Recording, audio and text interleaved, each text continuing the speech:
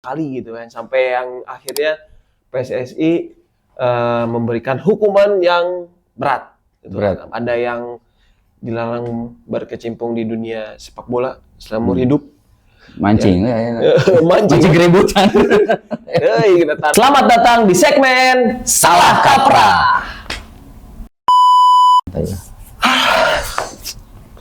Coach, kenaon coach? Nih juga. Jadi dalam waktu berdekatan coba ya, Liga 4 gitu ya, ada beberapa pertandingan yang menampilkan adegan kungfu. Kungfu. Oh, kungfu panda. Kungfu hasta. Oh, kungfu hasta. Jadi, kumaha aja. Jadi jauh dari konteks sepak bola sebenarnya mah. Kungfu. Kungfu. Bolanya juga bahasa zaman dulu. Apa teh? Bola leungit. Kumaha aja. Bola jangan hilang. Yang hilang kakinya. Kumaha itu jelas. Jadi, orang boleh lewat, bola jangan gitu. Bola boleh lewat, orang jangan. Orang jangan. Bola boleh lewat, orang jangan. Ini terjadi beberapa kali gitu kan, sampai yang akhirnya PSSI memberikan hukuman yang berat. Gitu. Ada yang dilarang berkecimpung di dunia sepak bola seumur hidup. Mancing keributan. Kita Tarkam masih bisa laku. Orangnya ngaku berdan lah. Tarkam mah ya gimana lah. Gitulah, bebas sebenarnya. Enggak bebas juga. Bisa kita dihujat aja. Entah kade. Enggak. Jadi apa sih hubungannya buat kita, terutama pemain-pemain muda, dari kejadian-kejadian seperti ini tuh, apa yang harus kita ambil dalam pembelajaran buat para pemain-pemain muda nih, khususnya di lingkungan grassroots mungkin ya, akar rumput yang mungkin masih ada pelatihnya. Ya itu sebenarnya bukan karena kesalahan pelatih yang akhirnya jadi terbawa-bawa ya, timnya ke bawah, pelatihnya ke bawah, semuanya juga ke bawah gitu. Iya. Dan barangkali teman-teman yang belum pernah lihat. Nah, buat kalian yang bingung, kita itu ada modul 14 hari anti bingung main bola. Gimana sih caranya? Langsung aja nih. Nah, sebelum ke caranya saya mau liatin dulu nih. Nah, jadi di modul ini modul digital. Jadi ada videonya yang bisa kalian pilih. Ada 14 topik untuk 14 hari. Kalian bisa pilih, kalian bisa tahu knowledge-nya seperti apa, bisa kalian terapkan juga. Nah, untuk pembeliannya kalian bisa cek deskripsi di bawah atau bisa klik link di bio Instagram kita, terutama The Coach. Ya, bisa lihat dulu video yang ini. Itu disensor semua gitu.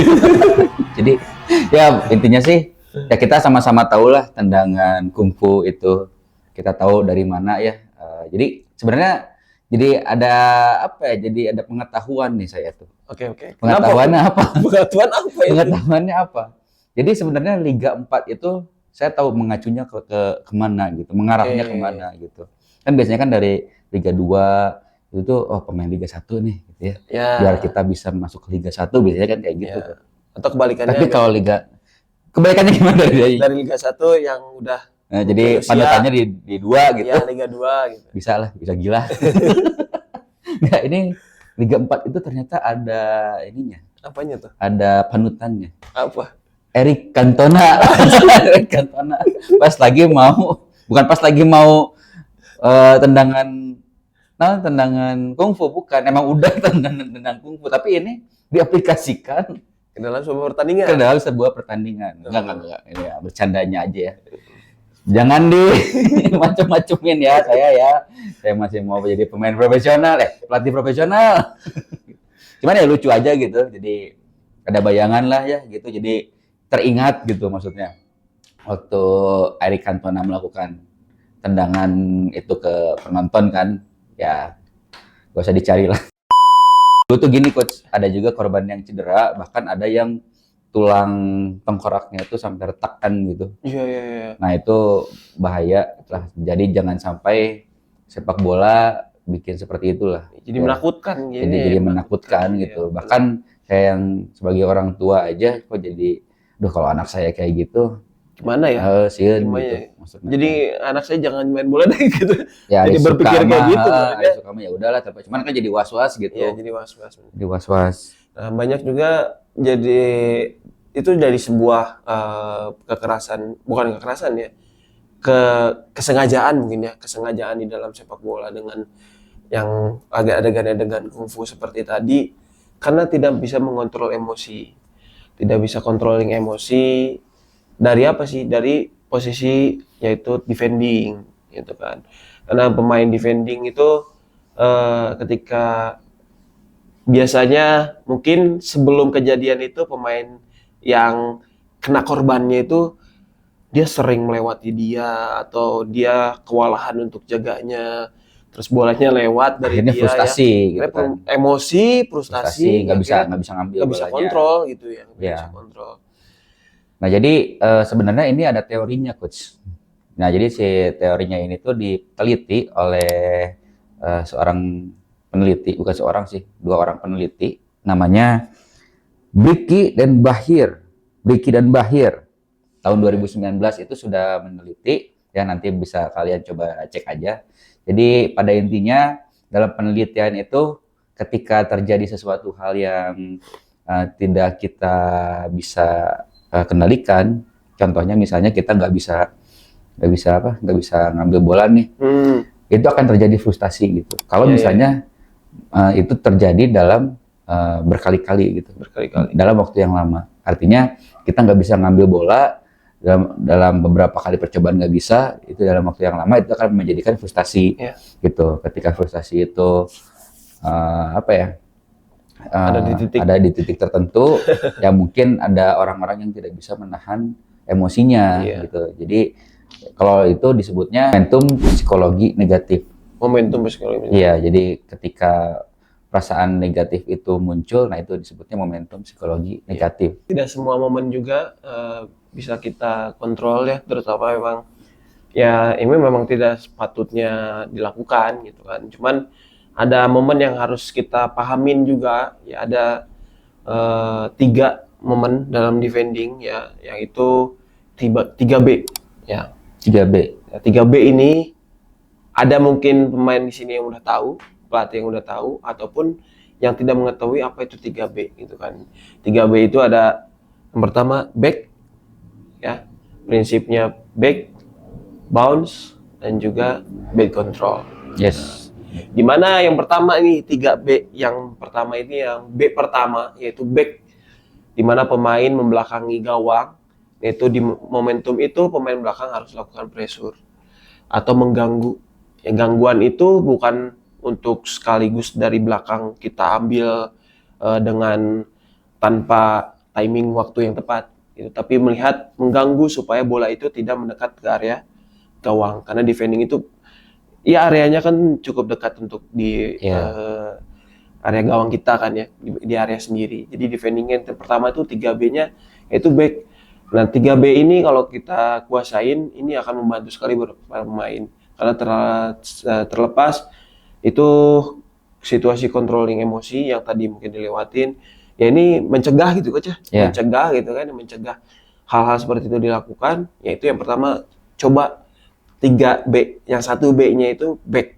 Baik, jadi ketika gawang ada di sini nih, kita sebagai defense, nah Coach Abil nih sebagai penyerang nih ya, membelakangi kita nih kan, nah itu adalah momen yang tepat untuk intercept bola. Jadi pas lawannya passing ke Coach Abil misalnya, nah saya ngebaca itu bisa baru di-intercept, bisa momen yang tepatnya. Ya, momen yang tepat bisa di-intercept, ataupun ketika bolanya dikuasai pemain depan bisa diganggu dari belakang. Ya, cuman tidak dengan foul yang ambil tarik-tarik gitu. Cuma yang mengganggu tetap ke bola ya. Tetap ke bola. Pemain penyerangnya kembalikan lagi bolanya. Nah, yang 3B yang kedua tuh apa tuh? Nah, kalau kedua itu adalah bad touch. Jadi bad touch di sini itu bisa kontrol yang buruk, terus bobot passing yang kurang baik gitu. Nah, jadi ketika teman-teman melihat kontrol bola yang buluk Buluk. Buluk. Jadi gimana kontrol bola yang buluk ya? Jadi ketika ya pada intinya lah ya, ketawa bentar. Jadi ketika melihat ada pemain yang sedang kontrol bola tapi kontrol bolanya lepas, nah itu momentum untuk melakukan intercept. Iya. Selain itu, ketika ada lawan yang mau passing misalnya, sudah passing tapi bobotnya kurang, nah itu waktu yang tepat untuk intercept juga. Dan ada satu lagi nih, misalnya sedang dribble, bolanya tiba-tiba jauh dari kaki lawan kan, terkadang suka banyak yang seperti itu ya, jadi kayak running with the ball. Nah itu waktu yang tepat untuk intercept gitu. Biasanya kalau misalnya running with the ball, ada juga shieldingnya gitu. Tidak ada shielding untuk nahan biar enggak terus-terusan punya bola gitu. Mungkin bisa shielding. Juga ada kontrol bola passing first touch ya. First touch yang nggak bagus, kita udah baca untuk bisa ambil pada saat momentum lawannya tidak menguasai bola tersebut dengan tujuan ke depan misalnya kan. Itu. Nah, yang ketiga tuh ada bounce coach. Ya, bounce itu bola pantul, bola 50-50, 50-50 dengan pemain belakang dan pemain depan. Terkadang coach pernah ngalamin nggak lihat pemain kita tuh pas bola mantul saling-saling nonton gini. Nah, iya nonton. Bayang dulu jatuh, kapan jatuhnya ya? Iya gitu, karena mereka nggak dibaca gitu. Nggak dibaca ya. Gimana gitu. Tahu-tahu mereka datang dulu terus bolanya kemana. Iya. Jadi terkadang pemain tuh menunggu gitu kan ya, menunggu. Biarinlah bolanya sampai benar-benar jatuh ataupun bolanya ketika pantulan pertama, kedua, ketiga ditungguin tuh sampai benar-benar di bawah gitu selesai. Iya. Jadi bounce ini bolanya bisa nih situasi bola atas juga, ya situasi bola atas, time kapan kita waktu untuk jump, heading, ya ataupun ketika duel 50-50, 50-50 tuh dengan pemain penyerang. Karena pemain penyerang tuh kan pasti biasanya dia hanya melihatnya satu tujuannya ke depan doang. Pemain belakang yang bisa melihat seluas pandangannya dia dan melihat tuh arah bolanya dan arah tujuan yang dituju. Pasti pas bola mantul itu udah tahu tuh, oh iya ketika bola pantulan pertama kita harus cepat ambil atau rebut. Ya karena di bola pantul itu banyak sebenarnya bisa kontrol. Mungkin kontrol dada, condongkan ke bawah untuk bisa bolanya agar diam ke area bawah, ataupun kontrol dada yang di atas gitu. Heading juga bisa sama lakukan karena situasi bounce ini emang agak berbahaya kalau yaitu sama-sama nggak melihat sekitar gitu. Pemain depannya adu lari, pemain belakangnya sama juga, ya akhirnya sama-sama nunggu untuk bolanya nunggu ke bawah, biasanya terjadi tabrakan yang tidak terkontrol gitu. Jadi adu mulut.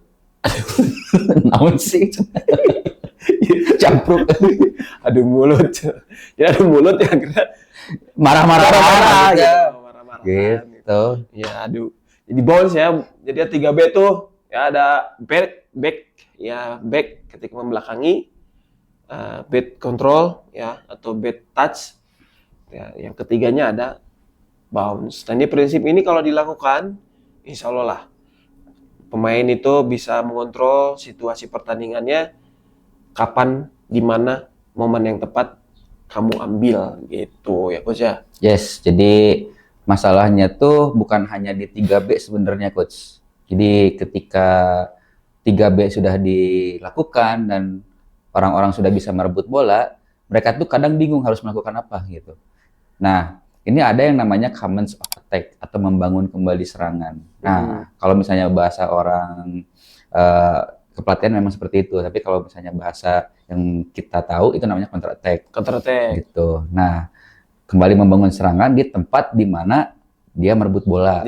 Kalau misalnya kita merebut bolanya di area belakang, area kita sendiri nih, area defending kita sendiri, itu biasanya rebuild up gitu. Atau bisa kalau orang bilang tuh long gitu kan, dapat bola long aja kan kayak gitu. Nah, itu salah satu membangun serangan lagi karena ada membangun serangannya dengan build up lagi, ada yang membangun serangannya dengan direct.